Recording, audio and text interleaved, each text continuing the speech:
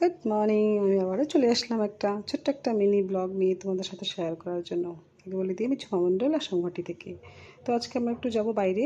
তো বাইরে বলতে আমরা আজকে ভাস্তির আশীর্বাদ আছে, তো সেখানে আমরা সবাই ফ্যামিলি মেম্বার্স যাব। তো সবাই তো আর যাবে না, তো আমি আমার ছেলে যাব, হাজব্যান্ড যাবে না, তো বোন এই যে ভাগ্নে ওরাও এসে পড়েছে, তো বৌদি যাবে, তো দাদার কাজ আছে, ভাইয়ের কাজ আছে, ভাইরা যাবে না, তো আমরাই একা একা মেয়ে লোক মানুষ চলে যাব। আর আমি কিন্তু আজকে আমার ছেলেকে প্রথমবার একা একা নিয়ে যাচ্ছিলাম। আর বাবার সঙ্গে সবসময় যায়, কিন্তু এবার আমাদের একাই যেতে হচ্ছিলো। তো একটু ভয়ও পাচ্ছিলাম, আমি কোনোদিনও একা নিয়ে যাইনি।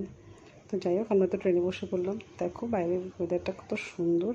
আর ব্রহ্মপুত্র ব্রিজটা আমরা পার হলাম, তো আমরাও ক্যাপচার করে নিলাম একটু। তো তারপর দেখো তোমরা, তো এই যে বোন বসে আছে, ভাগ্নে বসে আছে। আর আমার ছেলের সেই যে উৎপাত করেছে, ও কিন্তু আজকে ফার্স্ট টাইম ট্রেনে বসেছিল, সেই খুশিও ছিল, তোমাদেরকে কি বলবো।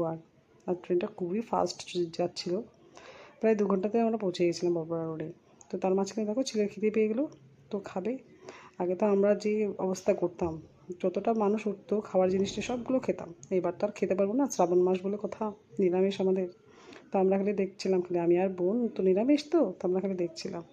আর আমার ছেলে দেখো উৎপাত, মানে আর শেষ আর হচ্ছে না, ওর একটার পর একটা আছেই। আর তার মাঝখানে দেখো দুটো ছেলে কি সুন্দর মানে স্টান্ট করছিল, এত সুন্দর। আর কত পুচকি বাচ্চাটা দেখো কত সুন্দর করে সেজেছে।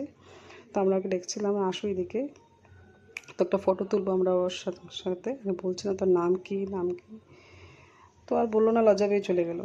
তো যাই হোক, আমি একটু বাইরে দেখছিলাম সাইড সিনগুলো, খুবই সুন্দর লাগছিলো। তো আমরা এসেই পড়বো, ট্রেনটা স্লো হয়ে গেছে। তো তোমাদের ভিডিওটা কেমন লাগলো অবশ্যই একটা কমেন্ট করে জানাবে। আর নেক্সট ভিডিও তোমার সাথে দেখা হবে আবার। Bye bye.